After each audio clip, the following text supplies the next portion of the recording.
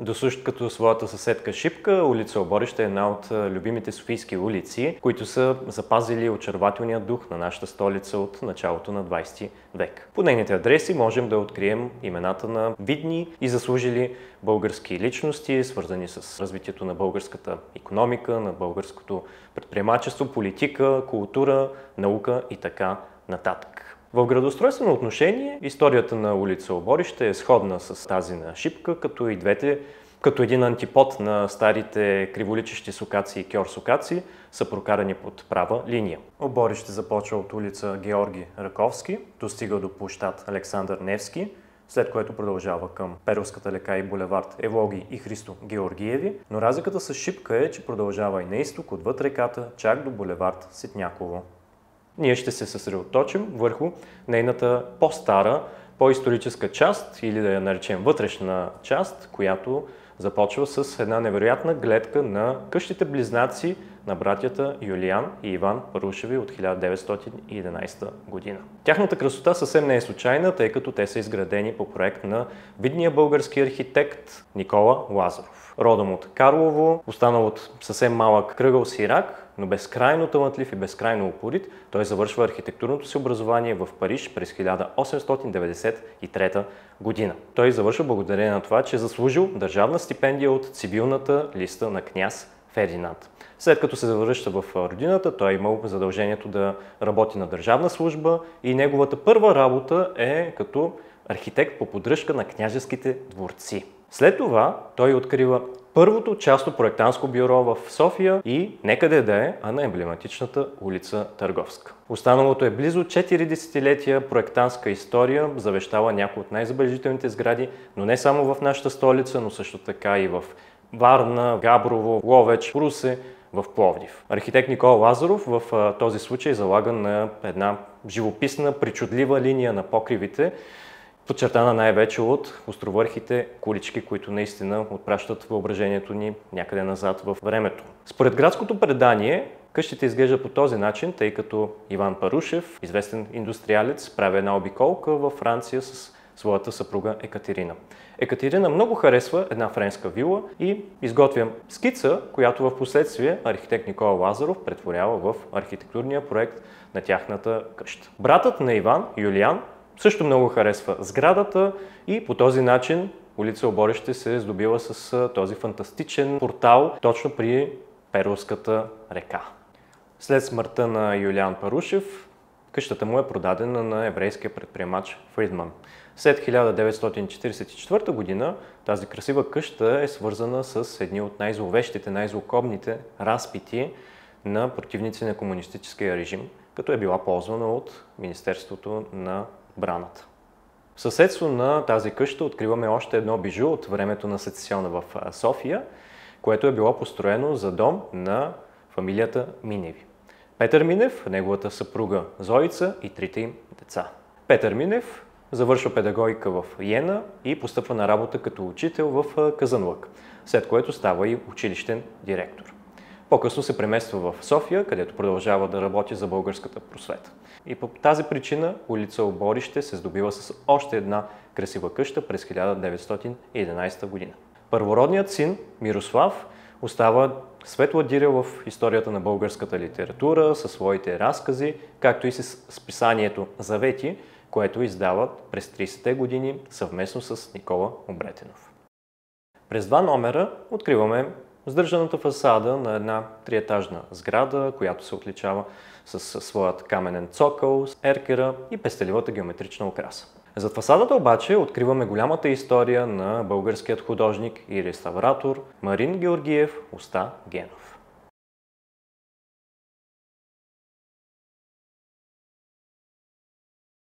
Марин Георгиев Уста Генов е роден на 25 август 1872 г. в град Русе.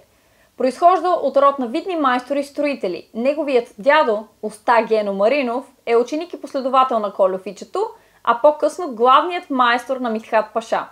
Същия занаят има и баща му, но за жалост той умира твърде млад, а след това Марин заедно с майка си решава да се преместят в София. На 18 годишна възраст той постъпва в военната школа за запасни офицери. През 1896 година Марин чрез конкурс е приет в новооткритото държавно рисувално училище, където негови професори са изтъкнатите художници Иван Мърквичка, Антон Митов, Ярослав Вешин и други. След 3 прекарани години в училището, младият художник решава да специализира в Кралската баварска академия за изящни изкуства в Мюнхен, но поради финансови причини се завръща в родината, където завършва живопис и иконопис. През 1901 година интересът към науката го отвежда в Философския факултет на Софийския университет, където той е слушател за един семестър. След завършване на образованието си, Марин започва активен творчески живот като художник и работи във всички жанрове на живописта. Участието му в художествения живот на столицата е документирано в редица каталози. Членува в Дружество Съвременно изкуство, съосновател и член е на Дружеството на южнославянските художници ЛАДА, което му дава възможност да се изявява на множество международни изложби. През 1906 година успява да закупи еднофамилна къща и фурна от Никола Паничков на улица Оборище 61, където се премества да живее заедно с майка си. Преустройва фурната, където прави ателието си, в което твори до края на живота си. Между 1912 и 1918 година участва като офицер в Балканската, Междусъюзническата и Първата световна война, като своевременно създава над 150 творби по бойните полета. След края на войните, младият художник решава да се захване с бизнес и прави няколко неуспешни опита. Те включват създаване на работилница за анатомични помагала под формата на гипсови отливки, заедно със своят колега и приятел Андрей Николов, отваряне на магазин за хранителни стоки, съдружие за зърнени храни, фирма за ремонт на геодезични уреди. Уви, всички тези опити се оказват недоходни. Въпреки всичко, до края на живота си Марин се занимава с предприемачество. През 1936 година една от фирмите му влиза в спор с Министерството на благоустройството заради забавяне на проект за строеж на път. Фирмата му дължи големи неустойки, започват съдебни дела, а изплащането на дължимите суми ще падне дори върху раменете на внуците на художника. Малко преди това Марин се разболява от диабет, болест, за която по това време не съществува лечение. Лекарите му предписват специална диета, която той не винаги спазва стриктно, но в създалите си съдебни спорове допълнително влошават здравословното му състояние. През целия си път на предприемачески и строителни инициативи Марин Георгиев не загубва художническата си чувствителност. По време на пътуванията си към обекти той рисува множество картини с молив и акварел. Умира на 4 март 1937 година. В последния му житейски път го съпровождат военните и граждански отличия на художника. Ето какво си спомня за него неговата дъщеря Анна Василева.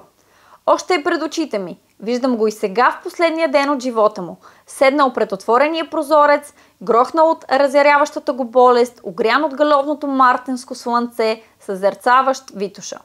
Тази планина, която той рисува през живота си в най-различни нюанси. Почина през нощта на 4 март 1937 година, когато празнувахме освобождението. Достигаме и пресечката с улица Професор Асен Златаров, където откриваме още една архитектурна находка от първите десетилетия на 20 век. В тази къща са живяли Райна и Иван Сарафови. Иван Сарафов е именит български генерал, чиято история е поредица от героични победи и повратности. Той се отличава още при боевете на връх Шипка и Шейново през 1877-78 година. Участва в Сръбско-българската война от 1885 година, както и в Балканските войни от 1912-13 година. Той е командирът на славния 8-ми пехотен приморски полк, с който извършват легендарните пеши походи, за да подкрепят българските победи при Сливница, Цариброд и Пирот през 1885 година. А една година по-късно той е отстранен от своите собствени войници и офицери във Варна, заради това, че подкрепя превратът срещу княз Александър I. Прекарва няколко години в Русия като емигрант. През Балканските войни той е командир на 3-та пехотна балканска дивизия и се отличава заедно със своята дивизия при Чаталджа, Одрин и Лозенград. Малко по-късно той отново е в Русия и при началото на Първата световна война му е поверено командването на дивизия.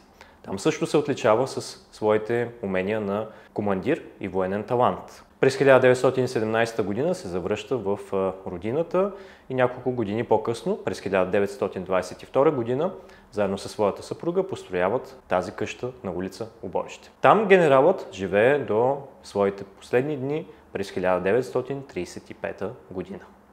На номер 43 разкрива своята елегантност и домът на Елиза и Стефан Славчеви. Елиза Славчева е дъщеря на знаменития Андре Тюрио, който обвързва своята съдба с град Русе и именно там построява някои от най-забележителните градски къщи и здания.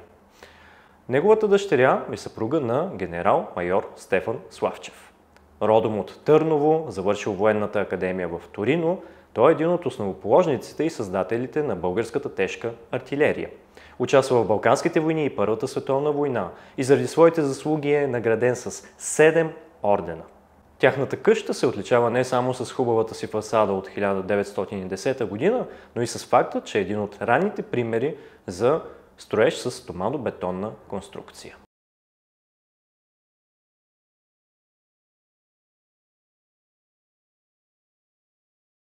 На номер 39 пък откриваме една жилищна кооперация, която е заменила старата къща на професор Антон Митов. Още едно от големите имена на българското изобразително изкуство. Той е роден в Стара Загора, а в последствие завършва не къде да е, а в сърцето на Ренесанса Флоренция. Оттам насетне, заедно с Иван Мърквичка и Борис Шац, той е един от хората, които създават рисувалното училище или днешната художествена академия. Повече за историята на нейната сграда можете да научите от нашия втори епизод, посветен на улица Шипка. Антон Митов завещава едно огромно художествено наследство, което можем да открием включително и в стенописите на храм-паметника Александър Невски, както и в иконата на светеца, поставена под камбанарията на храма. При пресечката на Оборище с Васил Априлов откриваме един характерен софийски архитектурен контраст. Накъдето и да се обърнем, виждаме сгради, строени по различно време, с различен архитектурен стил. На североизточният ъгъл откриваме жилищна кооперация от 1936 година, отличителна с характерните за модернизма ъглови балкони, така че да има колкото се може повече слънце и светлина през целия ден. От другата страна на Васил Априлов откриваме едно малко здание, построено за генерал Ангел Панев. Още едно от големите имена на българската военна история. Той завършва първият випуск на военното училище в София, още когато училището се е намирало в старата турска болница, приблизително на мястото на днешният военен клуб. Оттам насетне неговата история е свързана и с легендарния 8-ми Приморски полк, чиято история вече припомнихме.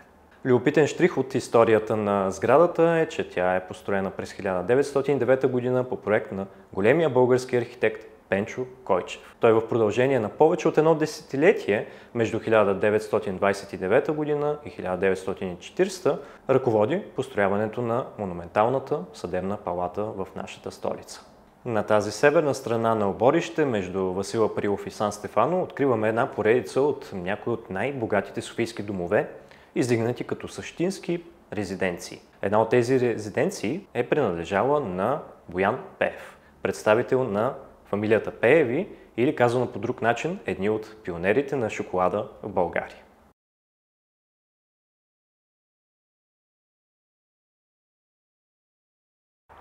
В началото на 20 век едно ново явление заменило много популярните до тогава баклава, халва, захаросани леблебийки. Това бил шоколадът. Велизар Пеев е пионерът в производството на шоколад у нас. Той създава и работилница, която по-късно се разраства в фабрика. Срещата на българския клиент обаче с шоколада не винаги завършвала щастливо. Някои клиенти пишели писма до Велизар Пеев с въпроса как точно трябва да се яде, с лъскавата хартишка или без нея. Други пък мислели, че зад станьола се крие сапун. Райна Костенцева разказва за първата си среща с шоколада. Нейната леля й донесла подарък шоколадни бонбони. Но майката на Райна решила да опита новото въведение преди дъщерята, за всеки случай. Жената отхапала от шоколада и веднага го изплюла с вика: Той е котешка фашки, ама! И никога повече през живота си не опитала шоколад. Райна Костенцева обаче толкова се влюбила в това лакомство, че го яла всеки път, когато имала възможност до края на живота си. Синовете на Велизар Пеев, малкият Боян и по-големият Велизар младши, се включват в семейния бизнес. След Първата световна война се построява фабриката за шоколад в Своге, а двамата брати успяват да я развият така, че тя става едно от най-успешните предприятия в страната. Въпреки всички препятствия, които се изправят по пътя им. Едно от тях е отказът на местната власт да издаде разрешително за строеж на водно-електрическа централа към фабриката. Без ясни мотиви, местната власт им заявява, че трябва да получат одобрението на министъра в София. Въпреки целият дух на завист и злоба, както сами пишат в едно писмо-протест, двамата братя в крайна сметка успяват да отидат до София и да получат разрешителното, подписа на министъра и се връщат радостни в Своге. Ето какво гласи една реклама на фабриката от началото на 20 век. Шоколадената фабрика препоръчва своите произведения, намерени чисти натурални, а не каквито са европейските, фалшифицирани. Последната дума на медицинската наука казва: шоколадът е необходим за възстановяване разстроеното по едни или други причини здраве, понеже съдържа всичките необходими елементи за подновяние на кръвта. Знаменитият парижки доктор Бушарда е заменил окончателно рибеното масло с шоколад при средна дневна доза 200 грама шоколад. През 1947 година фабриката е национализирана и е прекръстена на Фабрика Република, а през 1993 е приватизирана и функционира и до ден днешен.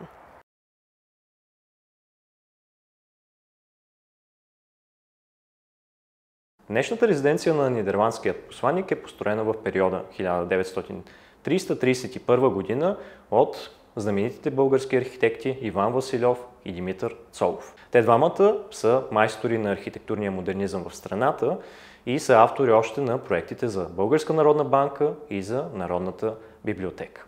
В този случай, в домът на Боян Пеев, те постигат наистина една забележителна архитектура, която е съчетание между тържественост и елегантност, между удобство и уют. Отвън, от улицата, можем да видим двата етажа с дървените капаци по прозорците, както и двата официални входа.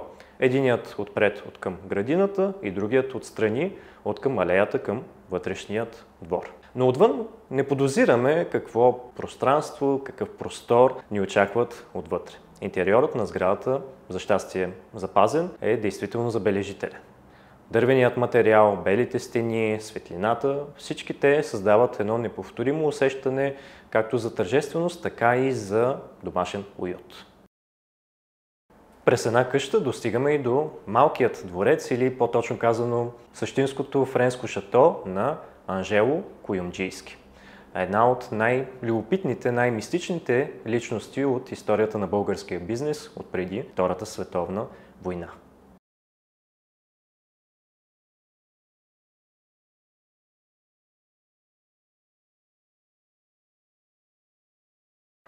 Сега ще ви разкажем за една от най-мистичните личности в българската история, запомнен като най-богатия българин, за когото са останали множество митове и легенди, няколко имота и няколко различни имена. Анжело Куюмджийски.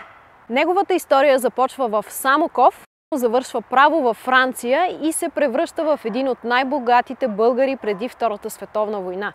Той става търговец, акционер, предприемач и банкер. Анжело Куюмджийски запазва връзката си с Франция и не случайно неговата банка се казва Франко-Белгийска банка за България. Сградата й все още се издига на улица Леге. Анжело Куюмджийски също така има благотворителна дейност и създава фондация за подпомагане на бедни студенти с начален капитал от 7 милиона лева. Куюмджийски е имал и своите врагове. През 1931 година публикува печатно издание, за да обори, както сам ги нарича, най-недостойни закачки на любители на анонимните злословия. Куюмджийски отговаря с конкретни документи на поредицата от всички уния тъй ниски клевети и инсинуации за спекула с българския лев след Първата световна война, за заграбване на предприятия и дори ликвидацията на знаменитата Софийска банка. Няколко години след като построява своето шато на улица Оборище, Куюмджийски решава да го продаде и да си построи нов имот на улица Велико Търново. Там той се нанася през 1936 година, а през 1941 окончателно заминава за Америка с цялото си семейство. Любопитен факт е, че в имота, в който строи втория си дом, всъщност се е намирала къщата на големия ни архитект Киро Маричков. Наследниците на архитекта продават къщата поради финансови затруднения, а по-късно през годините сградата е разрушена.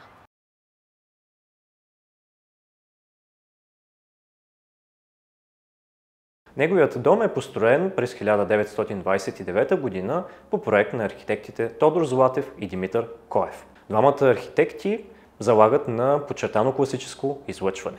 Откъм улицата можем да видим симетричната фасада с солидния корниз и мансардата с метална обшивка. Главният вход е разположен от източната страна на сградата и излъчва още повече класицизъм заради сдвоените колони от двете страни на дървената врата. Оттам влизаме в голямото предверие, което само ни подготвя за срещата с внушителният вестибюл. С витата стълба към втория етаж, огледалата по стените, спускащите се полилей и камината, тя действително създава усещането, че сме в някое френско шато. На този първи етаж са разположени още и два големи приемни салона с още две камини, както и трапезарията, допускаща светлина с трите големи арковидни прозореца. Сградата обаче е била доста голяма, трудна за поддръжка и недостатъчно уютна, повече като дворец, отколкото като дом, и затова през 30-те години, няколко години по-късно, Анжело Куюмджийски построява своят нов дом на улица Велико Търново. Този път той е с много въздържана фасада, в духа на модернизма, но с най-добро разпределение на помещенията и всички удобства,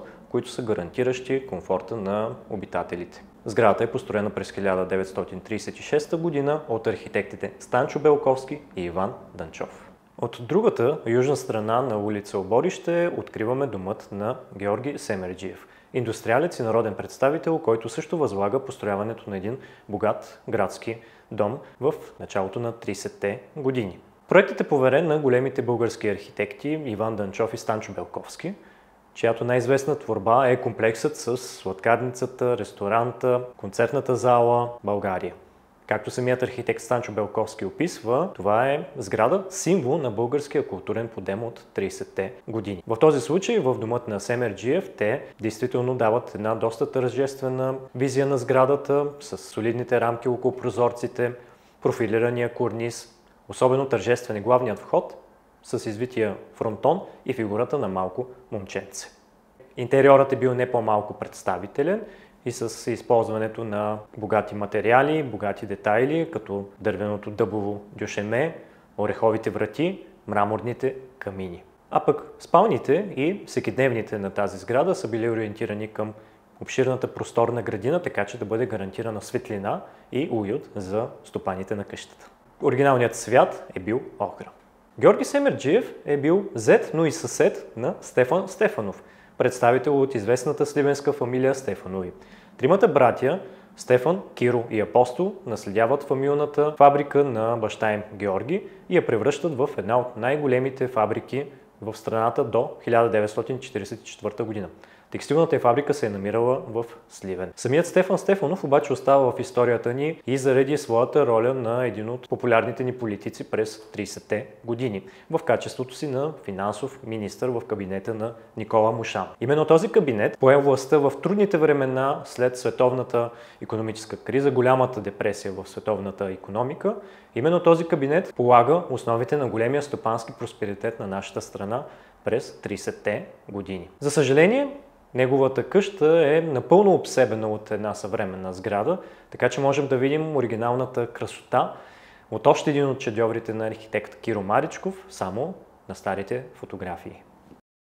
Там, където днес се издига сръбското или бившето югославско посолство, се е намирал домът на големия български финансист Димитър Ценов, създателят на Свищовската стопанска академия. Той е роден през 1852 година, именно в Свищов, където завършва първоначалното си образование. След това учи в Търново, учи в Брашов. Захваща се с различни предприемачески начинания, като дори участва в строителството на железопътни линии в Румъния. След освобождението на нашата страна се завръща в родината и продължава със своите предприемачески дейности. Постъпва на служба и в Министерството на външните работи. Продължава да е полезен на родината си както знае и може, а през 1912 година изготвя своето завещание. Той дарява цялото си движимо и недвижимо имущество за построяването на Висше търговско училище в родния град. Защо? За да бъде що-годе полезен, както самият той е записал. Неговото желание е било да бъде създадена образователна институция по модела на Висшето търговско училище в Берлин. Паметни са следните негови думи. Като принасям своята скромна лепта на народния олтар, свършвам с благопожеланието, защото българският народ да върви без спир по пътя на културния напредък и към постигане на своя идеал. Амин. На северозападния ъгъл на оборище и Сан Стефано виждаме още една висока жилищна кооперация. Ако обаче се приближим до нейния главен вход, ще открием един любопитен надпис, а именно съпритежателски дом професор Георги и Венка Златарски. Няколко десетилетия след смъртта на големия ни учен Георги Златарски, на мястото на неговата къща е построена тази жилищна кооперация. Иначе Георги Златарски е още един виден представител на Търново и в последствие се превръща в един основоположниците на българската геоложка наука, както и на минното дело в страната. Любопитно е, че той също така е бил декан на физико-математическия факултет на Софийския университет, както и ректор на университета. Бил е съсед на един от своите братя Александър Златарски, финансистът Александър Златарски, а другите му двама братя са също големи имена от нашата история. Историкът Васил Златарски и офицерът Стефан Златарски. Един от образците на архитектурата на 20-те години с чертите на стила Art Deco откриваме при пресечката на улица Оборище с Кра. Тази къща е построена през 1921 година, 22 година по проект на архитектите Йордан Йорданов и Сава Овчаров. В оригинал тя е завършила с един доста ефектен пирамидообразен покрив, който най-силно е въплъщавал чертите на стила Art Deco. За съжаление, през следващите десетилетия са достроени още два етажа, така че първообразът е бил изгубен. В тази къща са живеели Дончо и Йовка Палавееви. Дончо Палавеев е един от видните представители на големия копривщенски род Палавееви. Неговият баща се казва Хаджи Семко, син на Хаджи Дончо, един от най-големите търговци абаджии на 19 век, който отваря кантори в Цариград, но дори и чак в Египет, в Александрия и Кайро.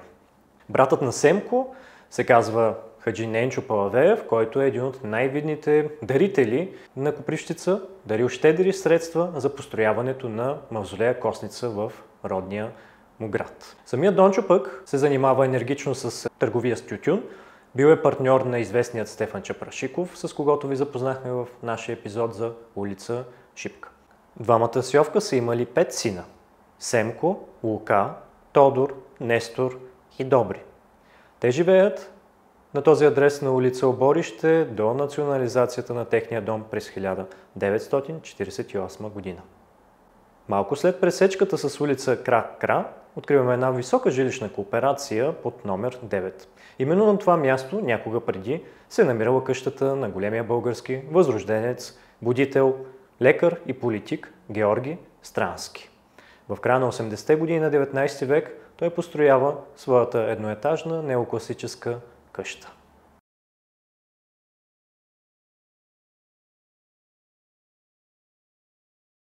Георги Странски е български лекар, политик и революционер. Той участва активно в революционните организации в Румъния.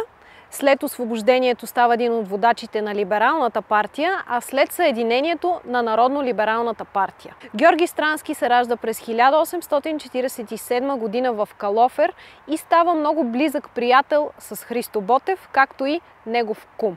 Завършва медицина в Букурещ и остава да работи като лекар в Румъния. Там става един от основателите на българското човеколюбиво настоятелство. По време на Сръбско-турската война участва в румънската санитарна мисия в Сърбия, а по време на Руско-турската освободителна става военен лекар към румънската армия. През 1878 година Георги Странски започва да работи като окръжен лекар в Плевен. Той вече бил добре известен в окръга, защото бил боец при обсадата на Плевен и се ползвал с много голямо уважение сред народа. Също така той е излъчен като представител от Плевен за учредителното събрание в Велико Търново. Имал здрав разум и умение да убеждава, затова и бил високо ценен. Честен до краен предел, Странски станал един от най-ценните съветници на Петко Славейков, който казва за него: малко говори, но всяка дума е отмерена. Много от идеите за Конституцията били обсъдени с дейното участие на Георги Странски. Петко Каравелов давал първоначалната идея, Петко Славейков дооформил идеите, а пък Георги Странски ги изглаждал и завършвал. През 1879 година на учредителното събрание той първи дава идеята за закон за свобода на печата, който се приел с много голямо вълнение, и на същото това събрание Георги Странски държал първата си политическа реч по тази тема, която била добре одобрена от всички членове на събранието.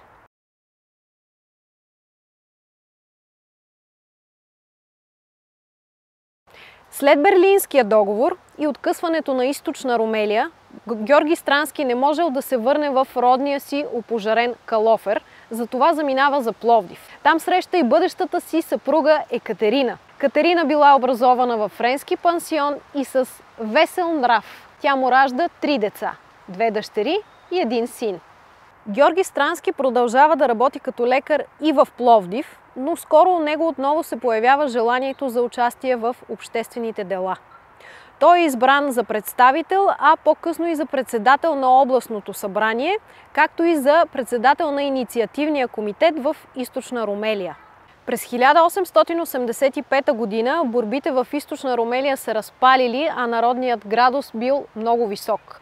Тогава Захари Стоянов създава Български таен централен революционен комитет, в който привлича и Георги Странски за основен съдеец. Към тайния комитет са привлечени полицейските майори Данаил Николаев и Райчо Николов.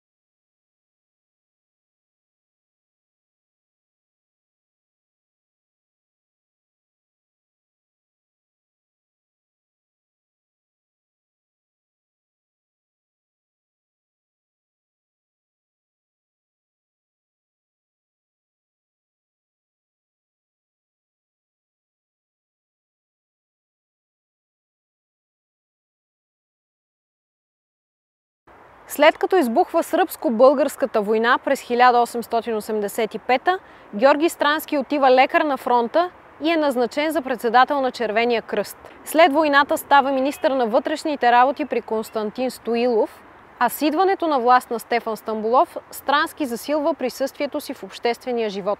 Двамата с Стамболов се познават още от Букурещ и имат взаимно уважение един към друг. През 1886 Странски е назначен като дипломат в Белград, където остава 10 месеца.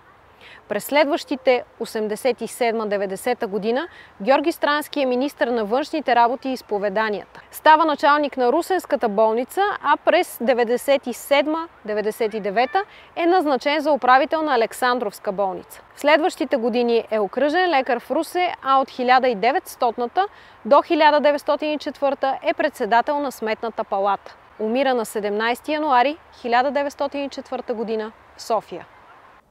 Името, делото и времето на Георги Странски ни връщат в едни години, свързани с ключови моменти от миналото на нашия народ. Освен че той е свързан с събитията около освобождението и съединението, той е съвременник и на бурните събития около 1876 година. Именно с тях е свързано името на тази така елегантна Софийска улица.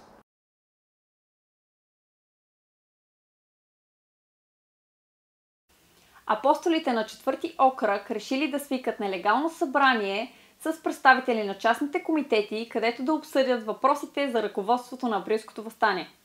За да не се събуди бдителността на властите, събранието било свикано в гористата местност Оборище, недалеч от село Мечка, до Панагюрище. Комитетските представители започнали да се събират на 10 април 1876 година, А веднага след пристигането на Георги Бенковски на 14 април, събранието било открито. Присъствали общо 64 комитетски представители. На събранието в Оборище били обсъдени времето и мястото, по който ще бъде обявено въстанието. Георги Бенковски също така повдигнал и въпросът за пълномощията на апостолите, тъй като той искал те сами да взимат разпореждания за войводите, които ще вземат, както и за решенията в техния частен комитет спрямо цялостния план на събитията. Било обсъдено също така и тактиката, по която ще се придържат въстаниците. Решено било въстанието да бъде на 1 май 1876 година. Но турската власт разбира за това от един от делегатите, присъствали на Оборищенското събрание, и взима предохранителни мерки. Така в опита си полицейската дружина да арестува ръководителите на комитета в Копривщица, те биват нападнати от съзаклятници начело с Тодор Каблешков. Така Копривщица дига знамето на въстанието на 20 април 1876 година. Каблешков пише с кръвта на един от убитите турци своето прословуто кърваво писмо и го изпраща на Бенковски, където му съобщава за развоя на събитията. Така Бенковски свиква своята хвърковата чета, отправя се към Средногорието и ги вдига на оръжие. Така въстанието избухва преждевременно.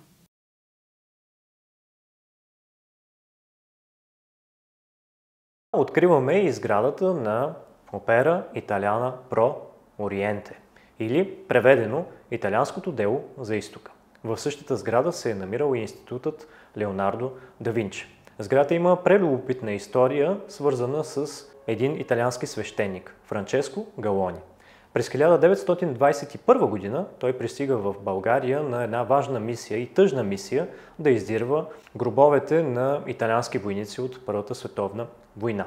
В крайна сметка, с течение на времето, той опознава България, опознава българите и започва да твърди, че те са един достоен народ с добри сърца и несправедлива съдба след Първата световна война. Той започва да говори за България и българите в Италия и така постепенно се ражда идеята за създаването на една организация, която да подкрепя нуждаещи се и особено бежанци от старите български земи.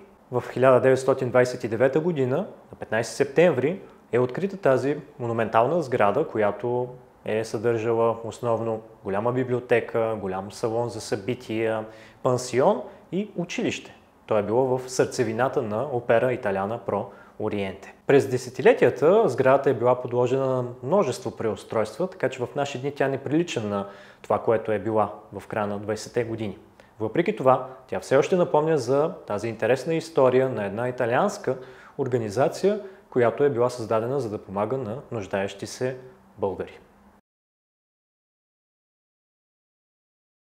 Ето, че почти достигнахме до пресечката на Оборище с булевард Васил Левски. Но преди това подминаваме северната фасада на Националната библиотека. Няма как да подминем и нейната главна фасада с внушителната колонада с 12-те колони и стилизираните коринтски капители. Националната библиотека дълго време не е разполагала с своя собствена сграда и дори в продължение на десетилетия тя се е намирала в един клуб за събирания и игра на карти на улица Раковски. Едва през 1939 година се пристъпва към построяването на тази сграда. Проектът е поверен на големите български архитекти Иван Василев и Димитър Цолов. Ала избухналата Втора световна война забавя безкрайно много строежа, като той дори е бил поразен от бомбардировките по време на война. Едва през 1953 година най-накрая дългоочакваното събитие се случва. Българските книги се здобиват със своя специално построена сграда. В този момент вече виждаме една от, може би, най-класическите гледки на София.